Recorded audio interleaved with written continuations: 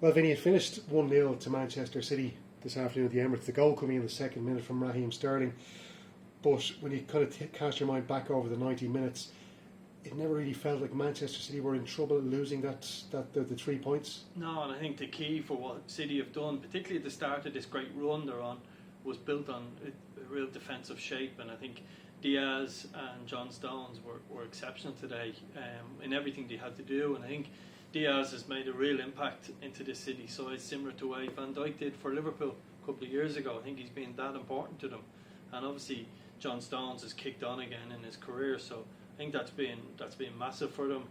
They weren't really troubled by this Arsenal side, albeit Arsenal played well at times, and just the final passes at different stages weren't great. But all in all, comfortable performance from City. Yes, we've seen more flair. Yes, we've seen more imagination and attacking play. But the start of this run, as I said, was built on a real defensive mindset and not conceding goals.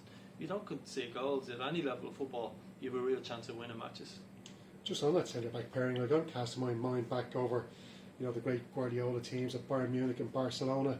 And like even Barcelona at their best, there were times where you'd see them getting cut out the back because they played such a high line. But there's probably an argument to say that this could be like one of the best centre-back pairings, or perhaps the best centre-back pairing under Guardiola. I know they still have a lot to prove. They haven't won a trophy yet, so. No, I think the challenge for this, it is a young pairing as well. It's got a lot of legs in it and got a lot of time. I think at times we've seen today, Arsenal obviously played a lot of balls in behind Cancelo. I still think there's question mark on Zinchenko on the other side. So it's not, and Rodri at the start of the season was vulnerable at different stages, but these two have been exceptional. I think defensively, they just look at ease. You see John Stones making one slight error today. He then retrieved the situation and won his team a goal kick, and he gets a high five off Diaz. And it's small things like that where there's a little togetherness about keeping clean sheets. And I think it has the potential. This City team could go and win every single trophy because there's no pressure on them in the Premiership. They can rest players in a couple of weeks if they need ahead of a big game. And it could go down as a great partnership. There's no doubt about it. Still a bit to prove.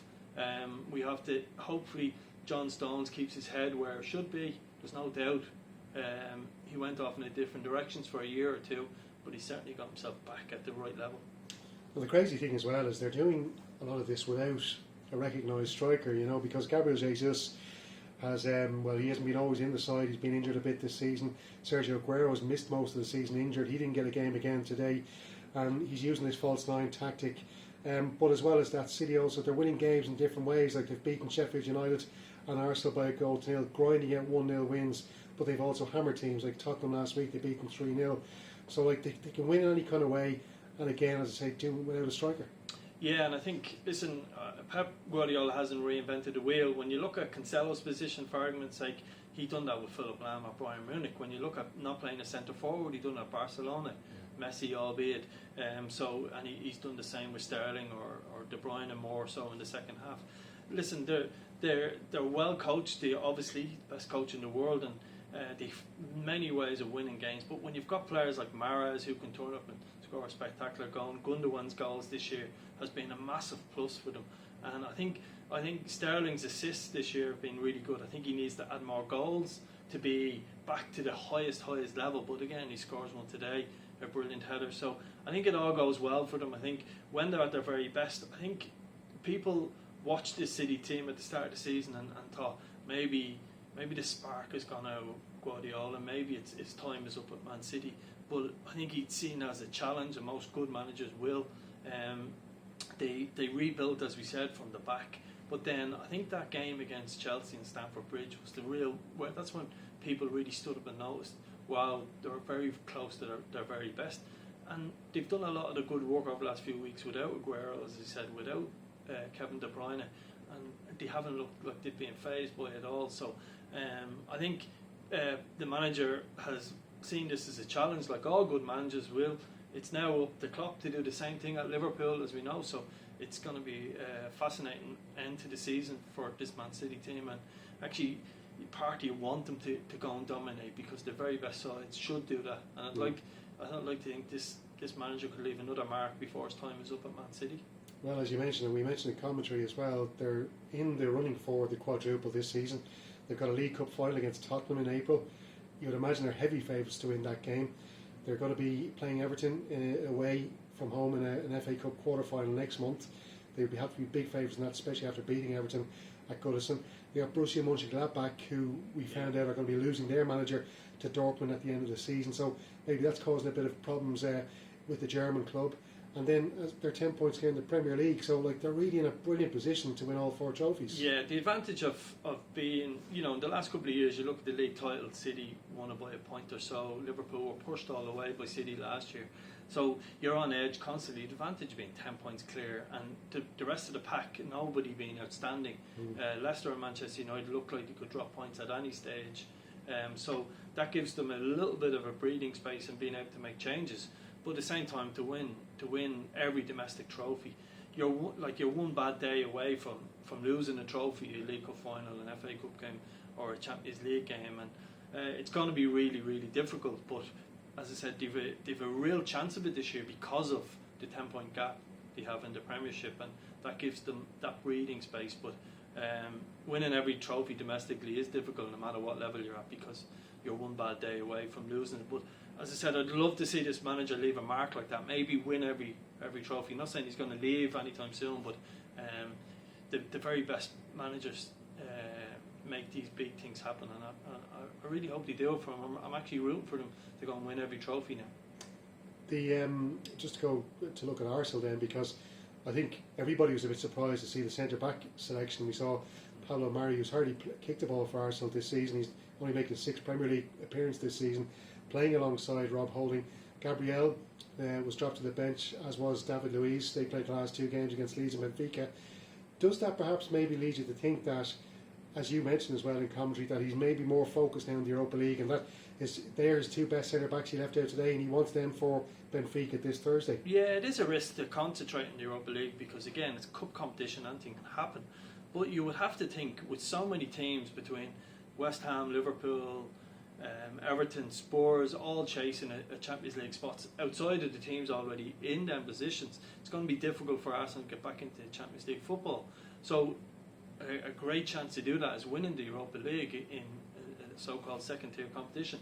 So you would have to think he has got to focus on that. You would have to think that is an opportunity for Champions League football back at Arsenal. So I was surprised not to see David Luiz in particular not play today, but you would have to think that it has to be part of Arteta's thinking, and it makes perfectly sense. If I was Arsenal, I would go after trying to win the Europa League, and that because I think it's the best route into the Champions League, or possibly the only route they have this year. You will be concerned though that they didn't really trouble Ederson in the Man City goal today. For all their attacking resurgence over the last few weeks, they really didn't pull a good save out of the Man City goalkeeper. And interesting as well to see that Emile Smith-Rowe, who was one of the catalysts for their good form over the last few weeks, has become sidelined now since Martin Odegaard has come in on loan from Real Madrid. So he's got a big job in his hands there, how to manage that situation, because I'm sure, especially with a young player, when you've got that building confidence, getting a few games under your belt, and then all of a sudden you become second to this other guy who's coming in on loan from another club, that must be quite disheartening. Yeah, I think the difference though with this team, Arteta's mindset now, as opposed to maybe 2 months ago, would have been he would have went at City and tried to out-possession City and done it the City way. So he's learned, and I think he's changed a little bit how Arsenal play. So I think there's more positives there. I think in terms of that setup of their team, I think they're a bit more pragmatic now than they were, particularly in his first sort of year or so in the job. So they're more pragmatic now, and but I think what was disappointed today was that they struggled with the fitness levels. Looked like they were gone a little bit. They didn't have that spark, and that would have been obviously being away playing Benfica during the week. Tierney was brilliant going forward at times. Again, he tired and didn't do as much in the second half. So there is green shoots in that Arsenal team, and I think they're getting better under Arteta, albeit the back end of last season they were very good.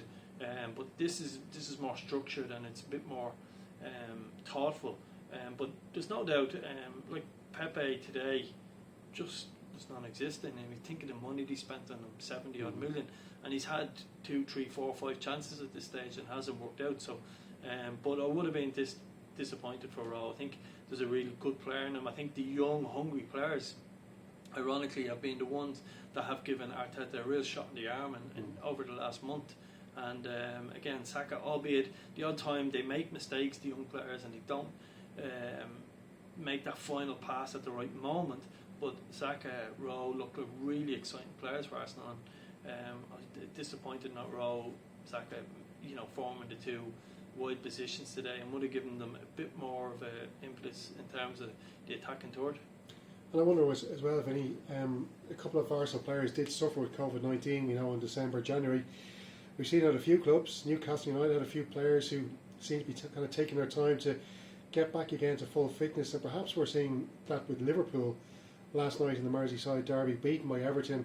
A couple of their players, like the likes of Alisson, Mane, who have had COVID-19, I wonder is the long-term effects of contracting the virus now starting to have an effect on some of the players in the Premier League? Yeah, I think with Liverpool, ultimately for me, it's very difficult to be critical of Jurgen Klopp and anything he's done at Liverpool since he's gone in, and you're very conscious that they could go and win a Champions League this year, and they're still in there. They've had great results during the week, but I just can't fathom Jordan Henderson as centre half for so long.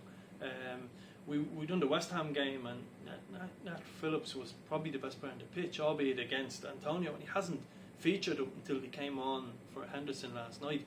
It's been strange. The Thiago was a brilliant signing for Liverpool, but and we called it a couple of weeks ago. The problem is Liverpool are this heavy metal football, and that midfield just run all over teams for the last couple of years. Henderson, Fabinho, and Wijnaldum, and they've lost that. And you've seen again a young player, Curtis Jones, last night. He was very good against Leipzig during the week, and he was just non-existent against Everton, and that is the challenge they have. And you can bring Thiago into a team that has Fabinho and Henderson because they've got real running power, but they've too many of I think the team has slowed down a little bit too much, and it's affecting people like Mane, Salah and Fabinho because they're not running all over teams. And there's no doubt Fabinho's form has dipped, Mane's form isn't. Things just haven't worked out for him of late. I think COVID injury situation has decimated Liverpool.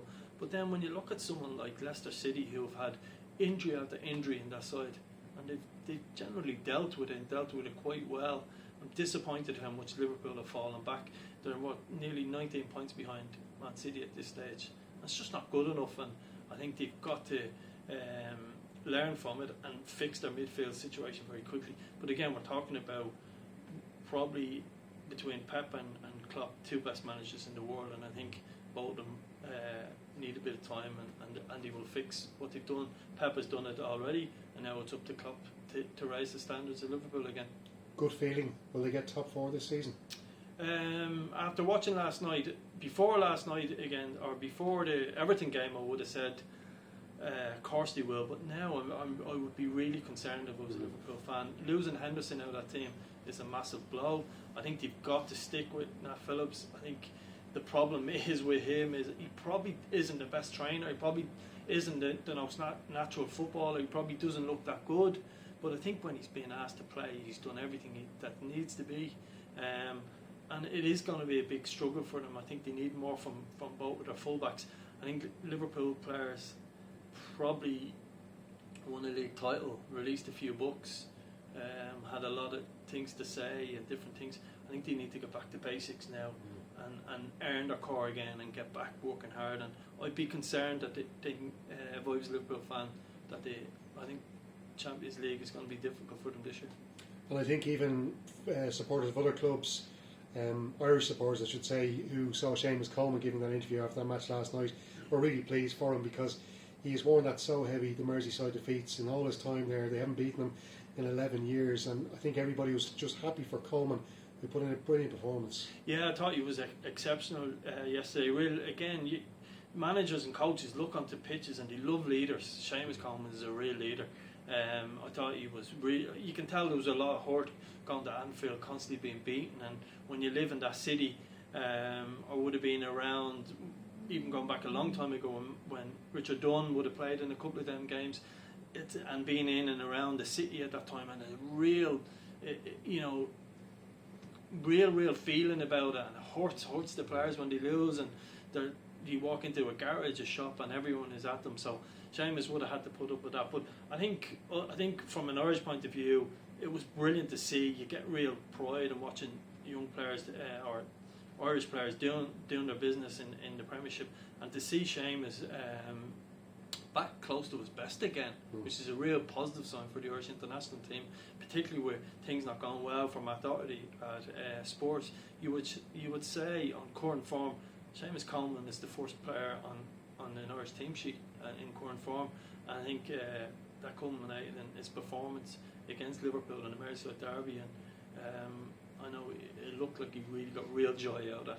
And just to ask you finally, because Ancelotti has done a brilliant job at Everton this season, you would feel maybe another transfer window, he gets in a couple of more signings that he likes to build that squad again. They're going to be really a tough team to reckon with next season, but there's a chance they can still get top four this season. Yeah, I think what he's done with Calvert-Lewin in particular and Richarlison has been exceptional. The two of them look really top notch and difficult to play against. The fear I have for Everton is, after the highs of beating Liverpool, will they drop points during the week? And that's still a fear of Everton I would have. There's still a lot of work to do there. I think as much as Pickford done really well during the week, I think they need to have a top class goalkeeper, which isn't easy to find. But they have all the hallmarks of a really good side. He's a top class manager. I mean, what he's achieved, Ancelotti, and what he's achieving with Everton means they've a real chance if they back him, but they've got to back him in the transfer window. There's a couple of signings needed, and Everton could be back to where they were. If you grew up in the 80s, you remember Everton and Liverpool were probably the top two clubs for a long time. So Everton are well on their way to get back to that. Just need to back their manager. Thanks very much, Vinny. Thank you. Brilliant. Oh, good. Lady Vinny, thanks a million for that. I'll have to sign this off, so I'll let you leg it back for that City or United Newcastle match. Yeah, I won't be surprised if Newcastle get a result. Tell you. You. Yeah. I think the COVID has hit